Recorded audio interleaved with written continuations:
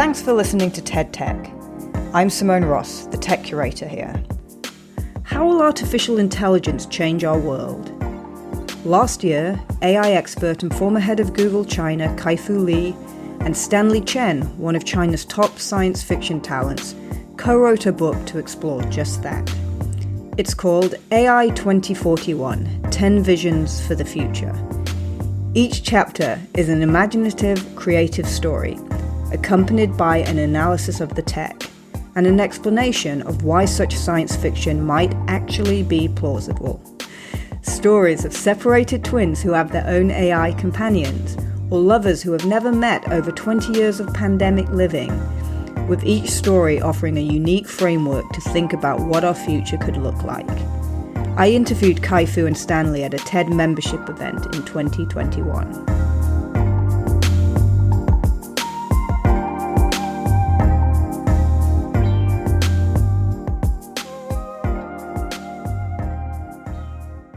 Thank you so much for joining us for today's event featuring technologist and AI expert Dr. Kai-Fu Lee and science fiction writer Stanley Chen. They are co-authors of the new book, AI 2041, 10 Visions for Our Future, which will be released here in the US on September 14th. Kai-Fu, Stanley, thank you both so much for joining us. Kai-Fu, I'm going to start with you. Why write this book together? Well, it is my belief that AI is the most important technology for mankind in the history of mankind. And it's important for everyone to really understand it, its implications and challenges. But just reading technology descriptions, such as the ones I have written as a technologist and investor, is just not reachable to everyone. And I think it's so important that if there's a way to make the storytelling really interesting and engaging and even entertaining, then more people can access it and can kind of see where the future holds. So with that idea in mind, I talked to Stanley about co-authoring the book with him writing the stories. And that's what hopefully will draw a lot more people to it. Wonderful.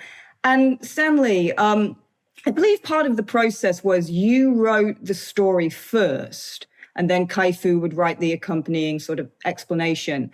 Did that constrain your imagination or your creativity in any way, knowing that there had to be an explanation of how the technology would actually work?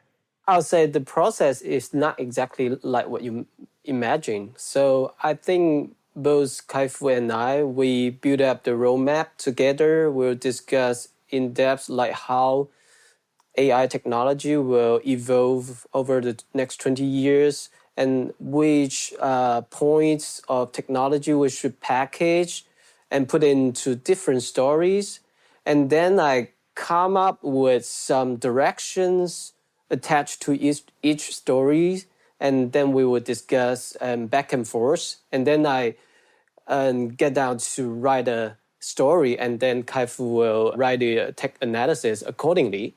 So I think from the very beginning, from scratch, we are collaborating very close.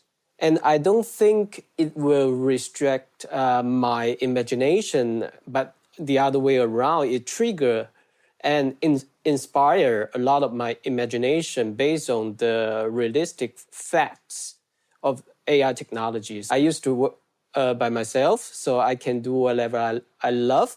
But now it seems like the conversation and interaction really brings some chemistry into the story. It's really like dancing. Right. So a Stanley and Kai-Fu dancing duet is what we have here. Great. So I'd like to understand a little bit, Kai-Fu, from you. You know, we've been talking about the potential of AI for such a long time now, decades even. And what's different now? Well, I know that more than everyone else because I did my PhD in 1988.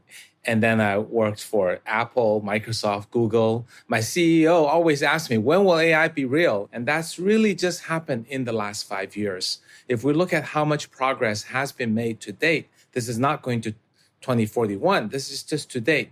Think about AlphaGo, AlphaGo Zero, AlphaFold, GPT-3, autonomous vehicles, the use of AI in all internet companies, the use of AI in financial applications, and all the robots that's working and all the RPA technologies that's displacing white collar work. It's really been blossoming in the last 5 years. And I think that is just the beginning for much more is to come in the next 20. So our future is finally here. We have some questions from the audience. So this one is from Estefania. Do you think there's a limit to AI since it's a human creation, or will it reach a point of self-development? Yeah, I'll take that first.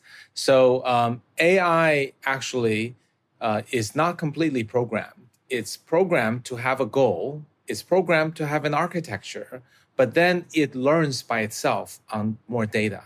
And the more data that's fed, as long as you have enough processor, the better it gets. And that is what has enabled the huge progress in the last 5 years. It's not just smart people inventing new algorithms to solve all these problems, but it's people framing it in a certain way and then letting the machine learn for itself. So the self-organization, self-learning, and the fact that it gets better with every 10 times increase in data, it gets better.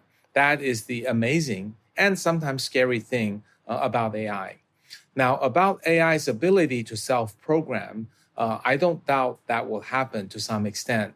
But so far, AI still requires a certain level of direction from a programmer, and then it will learn under the architecture set out by the programmer. So in the context of the book AI 2041, I think you will see AI that is highly intelligent, very interactive, gets better than you think on a lot of capabilities, and it keeps growing. But it's not growing as many people would assume in previous science fiction, that it becomes a superset of humans, but rather it grows in many directions on many things we cannot do. But humans still maintain, our soul, our creativity, our ability to love. And that is, I think, something that I don't see replacing by AI in the next 20 years. So we will sort of maintain our humanity and we won't be aged out by the AI. Stanley, do you have some thoughts on that? So I think it all depends on the three key factors like computation power, like the algorithm, and also I think the data. So as Kai-Fu mentioned, right now, I couldn't see that the singularity point will coming over the next 20 years. But as a science fiction writer, I'm pretty looking forward to that day. Even maybe it will somehow conquer the human beings. Okay. Conquering human beings. That sounds a little scary. Okay, another question from the audience. This one from Midan. I believe this is directed to Kai-Fu. In a recent interview with Peter Diamandis, you were talking about longevity and 150 years lifespan. How do you reconcile this prediction based on science and tech advancement with the reality of ever-increasing prevalence of chronic diseases at a decreasing age onset? Okay, I don't think I quite made a 150-year projection. Peter may have. I'm a strong believer in that AI will use a lot of data, much more than medical doctors and scientists have ever been able to collect, including our genetic sequencing, our MRI and scans, and the full blood tests with all the markers. And with all that data coming in from a large number of people, it will be able to compare any individual to a prototypical healthy person and measure the gap and figure out ways to improve, whether it is sleep or reducing stress or eating better or nutrients or medicine or exercising. That is something that is not so far off. I'm actually personally experimenting with the company we invested in. I have been collecting all of my data extensively, and for the past year, and I've been measuring my blood for now against people who are at my age and 5 years younger, 10 years younger, 5 years older, etc. And it's given me very sensible advice. Now, with a human doctor interpreting the AI output, of course, and telling me, okay, you're really not exercising enough. We should not think of aging as the inevitable, irreversible reality. We can't live forever. Our body has a certain expiration date, I think there are many ways to make ourselves healthier. It's not. It's also people say, "Oh, I don't want to live forever. I'll be miserable. I'll be sick." The whole idea is not longevity for longevity's sake, but it's how to get you to be younger, more energetic, and more healthier, and that's correlated with living longer. So I believe this will happen. And I don't know how long we can extend our age. So there's no reason in the next 20 years we can't be in the mid-high 80s. In another 20 years, maybe in the 90s, even up to 100. That's definitely imaginable based on what I have experienced and the gap that I think remains to make us healthy in a precision medicine kind of way that we just haven't collected all the data. We're in health-wise, we're in the Yahoo days, right? Yahoo days of the internet. That's where we're at. We haven't yet discovered Google, Facebook, and all the rest. So we're just collecting the data, and I think the best is yet to come. I love that we're in the Yahoo days.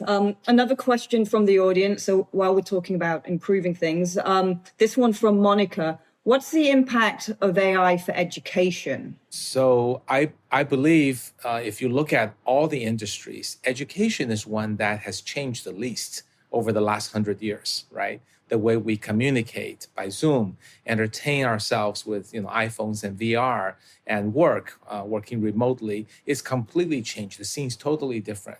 Education is still one which is mostly a teacher giving a lecture to all, giving a test to all, giving homeworks to all. It's basically one size fit all kind of approach, and that's understandable historically because one could not afford, a teacher for every student. But I think going forward, I think we want a teacher for every student because every student has different weaknesses, different preferences, different hobbies. Some would score better if we cast the problems as a basketball or as dancing or something that excite them. And also, if you can imagine an AI teacher companion that is watching over each student, helping with them, and making learning almost a gamification, a fun experiment. So a lot of the content can be taught by this personalized, targeted AI companion teacher. Right? We think about targeting as a bad thing because Facebook targets us with things that makes us addicted or extreme in views. But if it's targeting us to help us learn, then it's aligned with our goals. So I think that is a huge power of AI that can make a one AI teacher per student kind of a future.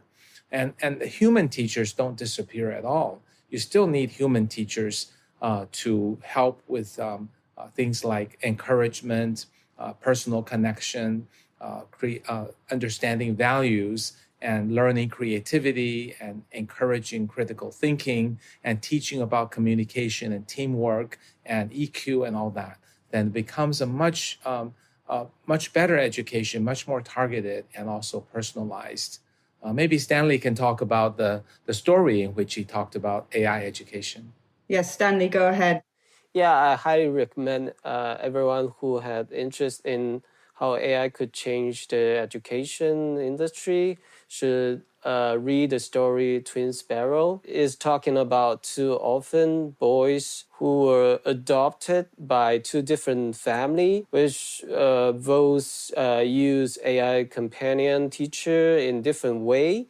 So it's not only about customized algorithm for each student, but also, now we have this kind of online class like every day on Zoom, but it feels so isolated. So people might feel lonely when you spending a lot of time on a platform, but actually you couldn't feel each other. But in our imagination with NPL, natural language processing, and XR technology like AR, VR, MR, so actually you can have this kind of realistic presence of each other, and it's not isolating each other, but to reconnect each other. So hopefully when you finish the story, you'll feel the future of education is so hopeful and so warm and full of empathy and passionate of our like next generation future. Yeah, great.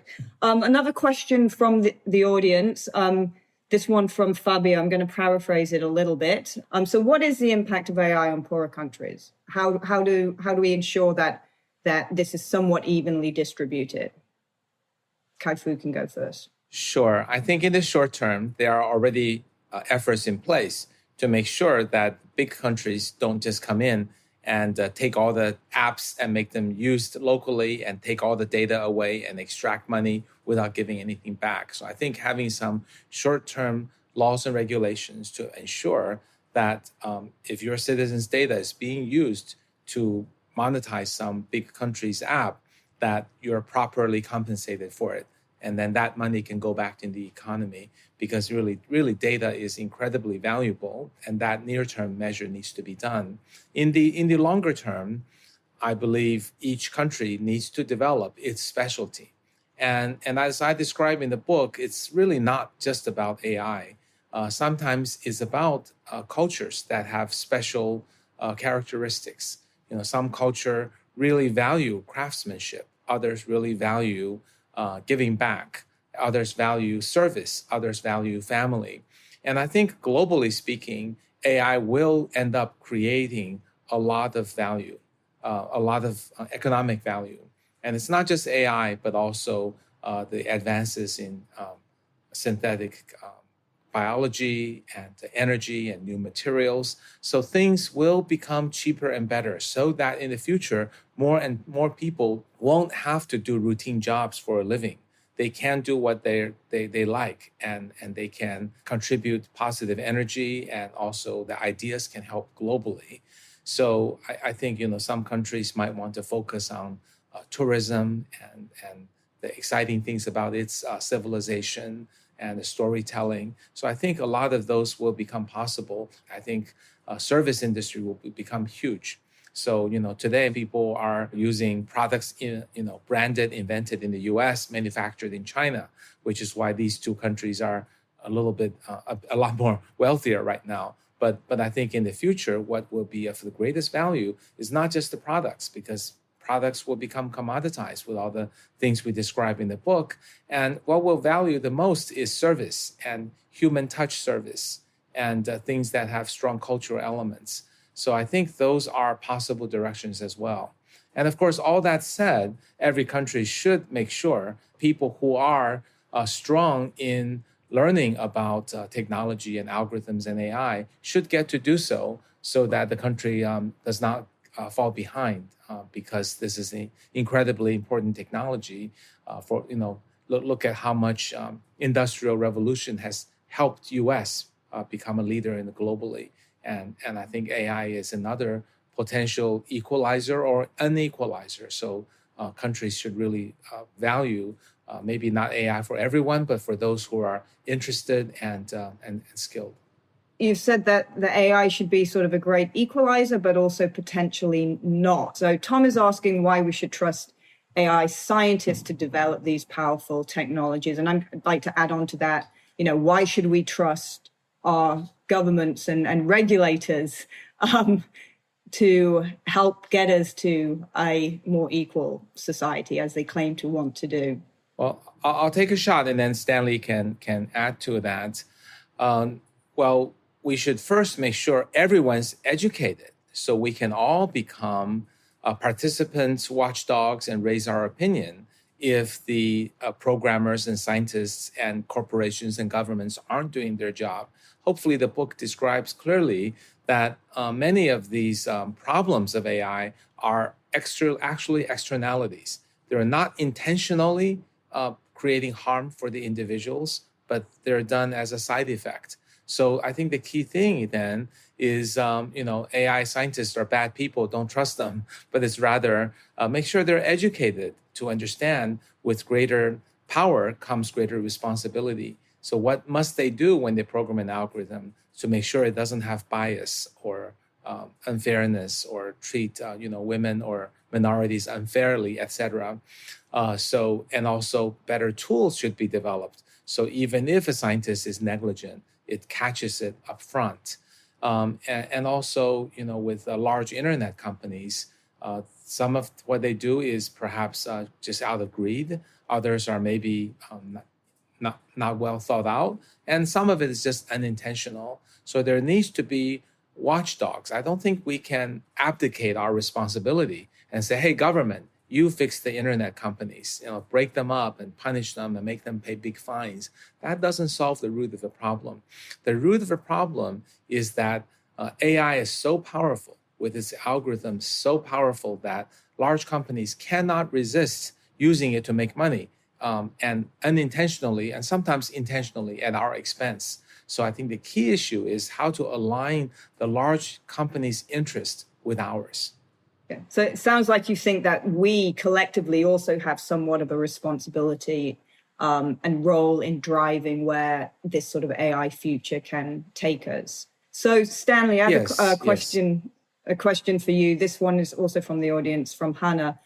What AI advancements that already exist do you think are stranger than fiction?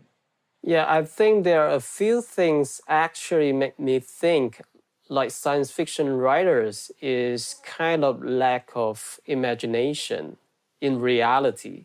So for example, like deepfake, there's something I don't think in previous science fiction had a lot of description on the thing, like how people using technology to transfer their face, their voice, their movement to pretend one another. Meanwhile, it's not for good, but it's doing bad things, and how we can fight against those misbehaviors.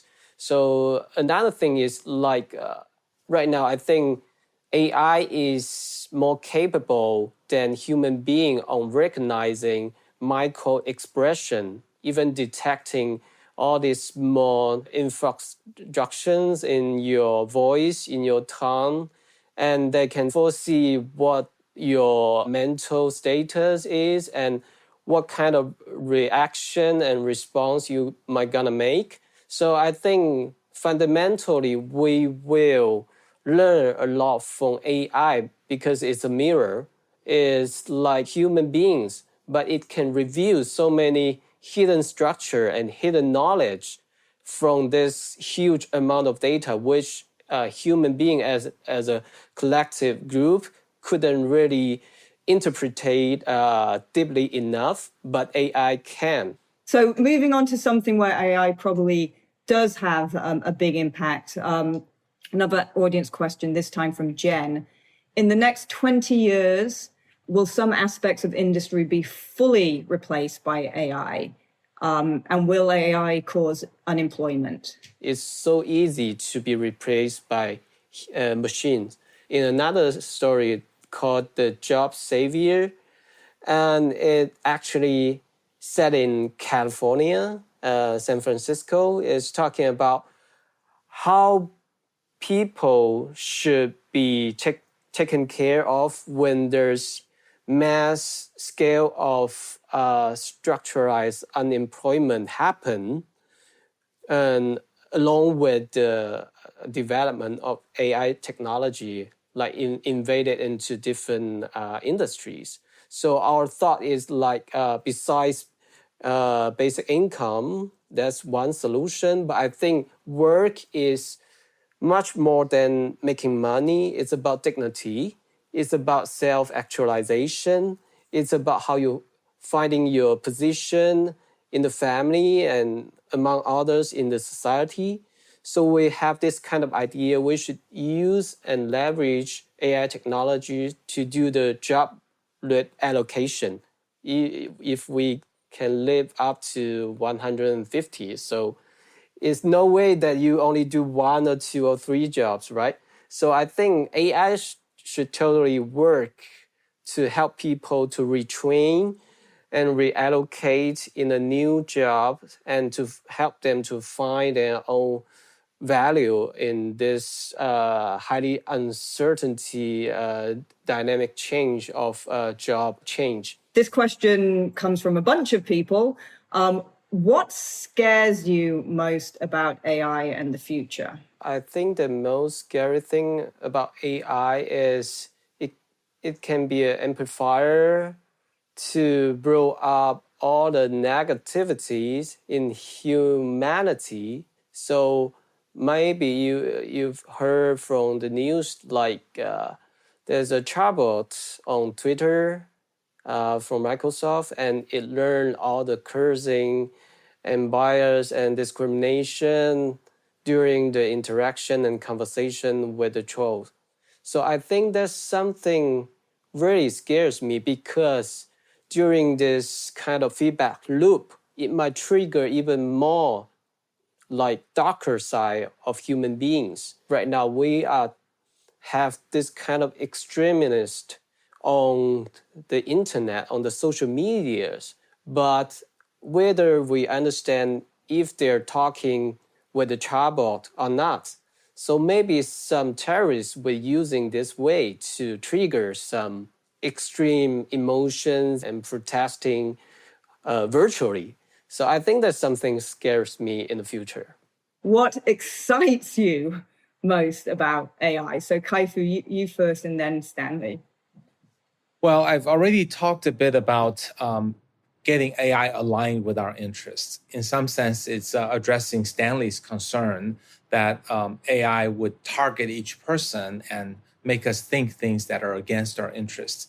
But let's suppose for the moment that we can somehow get at least a set of people to program AI in a way that aligns itself with our future interests. I think that's something that's incredibly exciting. Tristan Harris talks about it. None of us know how to do it. It's perhaps a new app ecosystem.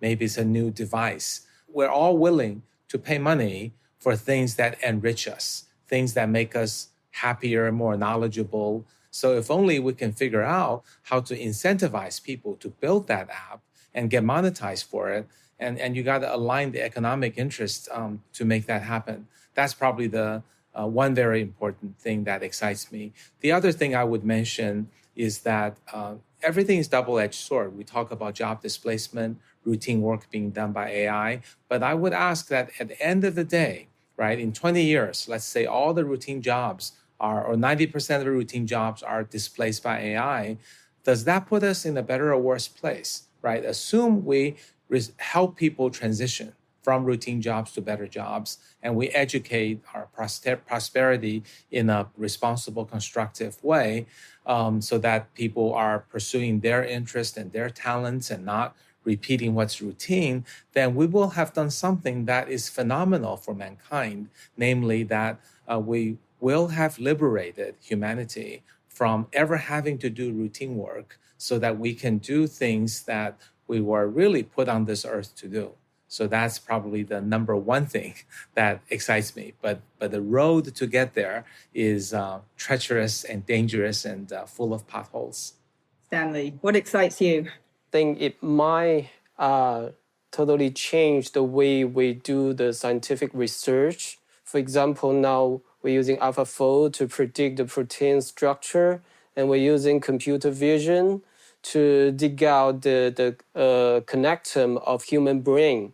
So I think there's a lot of things ahead of us, a way for AI to help human beings to understand more about the fundamental mechanism of ourselves and the world. So I think that is a paradigm shift in the future. So with the help of AI, I think we're gonna fix a lot of unsolvable problem, including climate changes. So I think that's very not positive future ahead of us, but I think we should hold on to that positive imagination, because we try to create the future. We should start from imagining one. Well, I think positivity is a great way and a great place to end. So AI is going to hopefully liberate humanity from drudgery and free us to do the things that we were put on the earth to do. And it is going to hopefully help solve things like climate change for us. I think that pretty much wraps up our time for today. So thank you both so much for joining us. We really appreciate it. And thank you, Kai-Fu and Stan. Bye-bye. Bye. Bye-bye.